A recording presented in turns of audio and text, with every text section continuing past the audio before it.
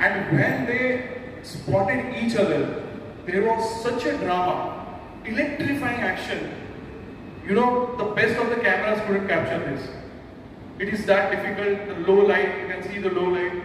Very, almost the light was gone that time, late in the evening. This happened.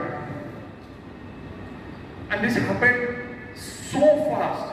Even the 30 FPS camera, the fastest camera can capture. The next frame was the ibex came here, and another frame was the snow leopard catching the ibex. So, what do you think? It captured the ibex? क्या लगता है आपको? पकड़ लिया उसने ibex? Almost पकड़ लिया है, but it ran away. And later on, it was just to by looking at the images, ऐसे लग रहा है कि वो बहुत आराम से दोस्त थे दो, ऐसे करके स्नो में जा रहे हैं. So there was this another hunt sequence where, as I said, you need to be ready for the action to happen. The snow leopard has seen the ibex and it was coming from other ridge, and almost 40-50 minutes it took before it decided to, chase the ibex. This is the hunt frenzy, you can say. The male ibex is running, and you see the snow leopard amongst them chasing the ibex.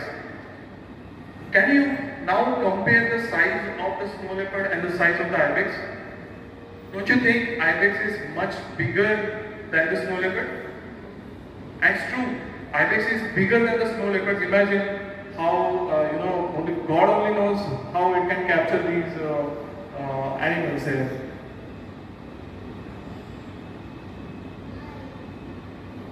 So these are some of the stills we are going through.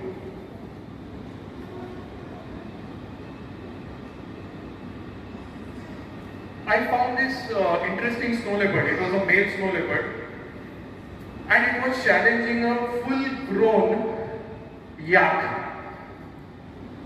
Look at the size difference. And this guy was not ready to give up at all. It made 6 attempts.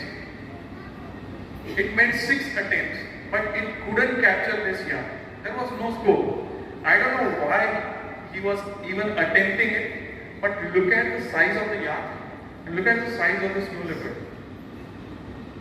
So I always, you all must be knowing here, people who are doing wildlife photography, that every animal has got its individual behavior.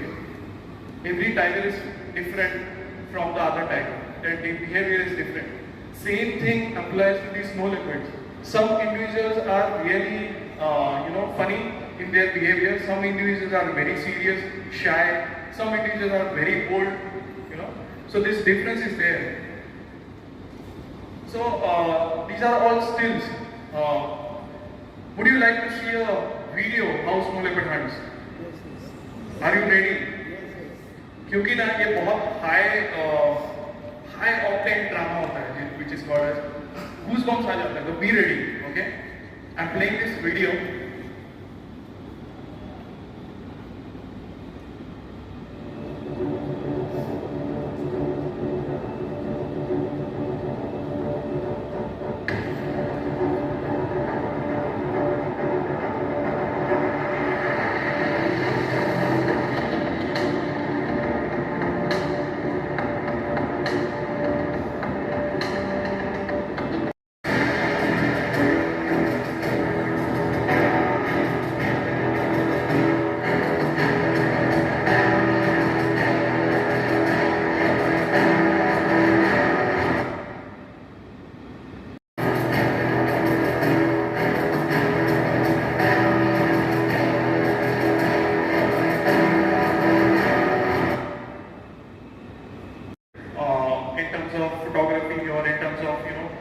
Filming them. So these are some of the special moments for me, obviously. So it has to be a photographer, right? So मैं हमेशा लोगों को बोलता हूँ कि when you do photography, it need not be necessary कि आपका जो special moment हो, that will be the special moment for everyone. आपका स्पेशल मोमेंट क्यों होगा बताओ? For a photographer special moment कब होता है?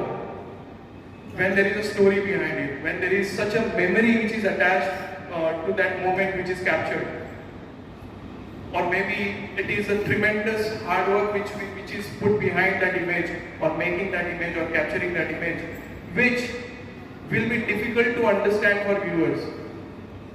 Viewers जब वो image देखेंगे उसको उनको उसके पीछे में भी कितना difficult होगा या वो difficulty पता नहीं चलेगी. Okay, so that special moment has to be for a photographer. So these are my special moments for with the species I love the most, and those are snow leopards. The images can be ordinary for the viewers, but yes, again my special moments.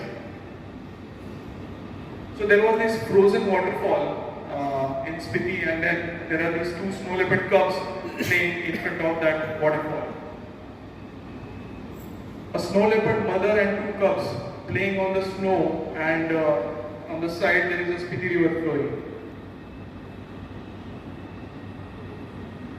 Here's the snow leopard, and this is the Spiti river which is flowing. Now you can figure out this is the actual image which was inverted, and now you see these are the snow leopards, and you see the longer shadows, the shadows of the peaks.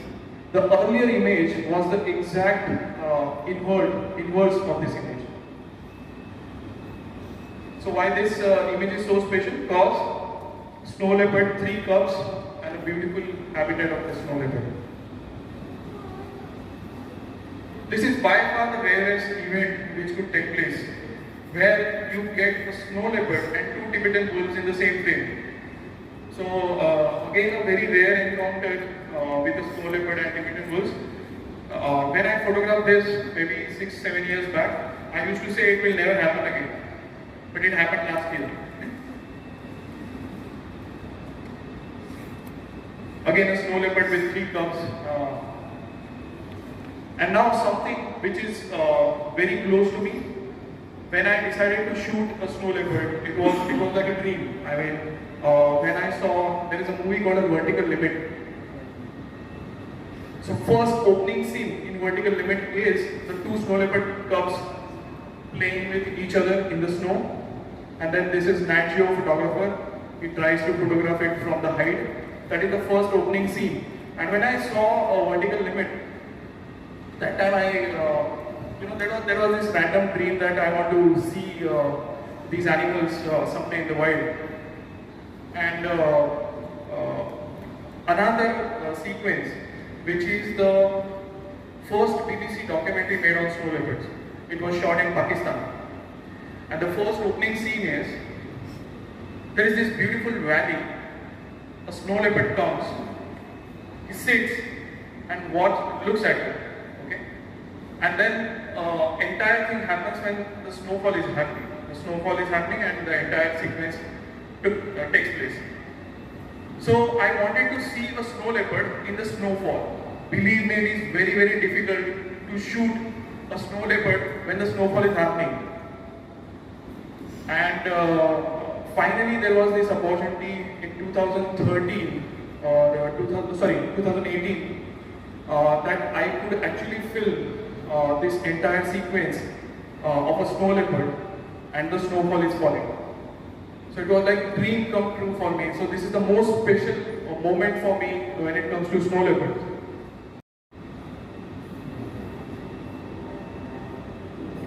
See the amount of snowfall which is happening. So there was this chunk of snow on my body, on my head, on my lens, on my camera, and I was still shooting it.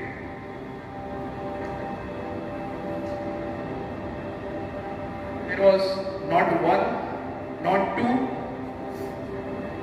but 3 snow leopards.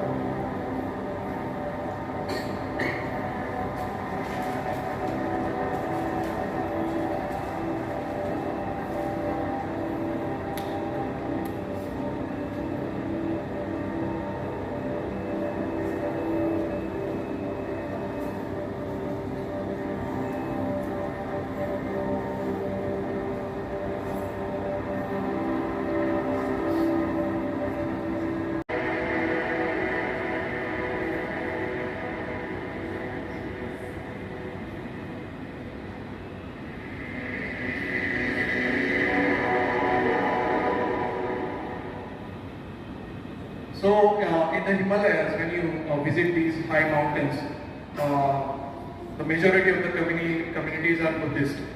And in this Buddhist community, there are something called as stupas. So these structures called as stupas, these are constructed by the villagers to protect their villages from the evil spirits. This is how it is believed. And one fine day, this snow leopard was walking towards the stupa, and no one could actually figure out what he was doing. He actually climbed up the stupa, and this is the Buddhist flag post, and it catch hold of it as if it is praying, to the god. The story is this snow leopard was so hungry. We were watching it from past 10 days, and it couldn't hunt for 10 days, and it was very hungry. So, and then this happened. So it was like it was praying to the mountain gods that he will get something to eat. ते तुम्हाला सकाळी ज्या पॉइंटला दिसले असतील आणि संध्याकाळी तुम्हाला जिथे दिसतील, they might travel huge distances covering like 100 to 150 kilometers. म्हणून त्याला nomads म्हणतात. त्याचा ठाव ठिकाणा नसतो. त्यांना ट्रॅक करणं इम्पॉसिबल आहे. जसं स्नो लेपर्ड्सला मी म्हटलं की ट्रॅकर्स आहेत, त्यांचे परफॉर्मन्स बघून तुम्हाला ट्रॅक करता येतं, तसं टिबेटन वुल्सला तुम्हाला ट्रॅक करताच येणार नाही. सो finding these wolves, Tibetan wolves in the Himalayas is rarer than seeing a snow leopard. Alpha male. Tibetan wolves जे असतात ते नेहमी पॅक मध्ये असतात आणि त्याच्यामध्ये जो अल्फा मेल असतो, you can see the posture, the standing posture of a alpha male, looking at you confidently, not shy, not scared. This is a very rare morph of a Tibetan wolf, which is a white morph. Okay, त्याने एक sheep मारली होती, त्या sheep घेऊन तो पळतोय. Very very rare to see a white morph of a Tibetan wolf.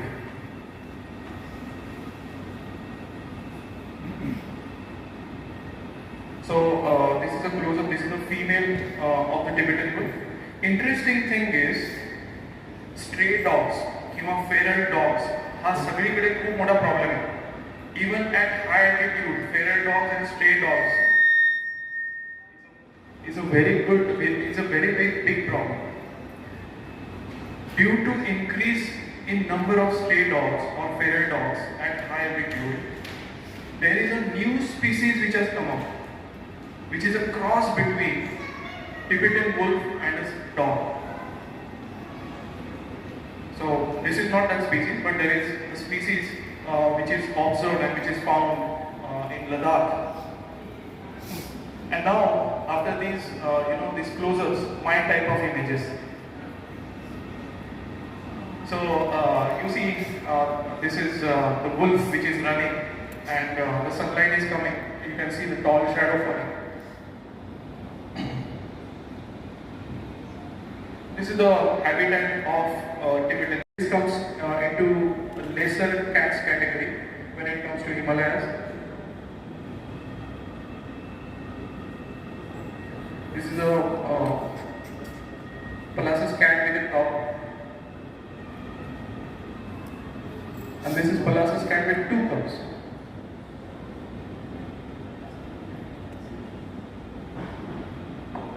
Amazing, isn't it?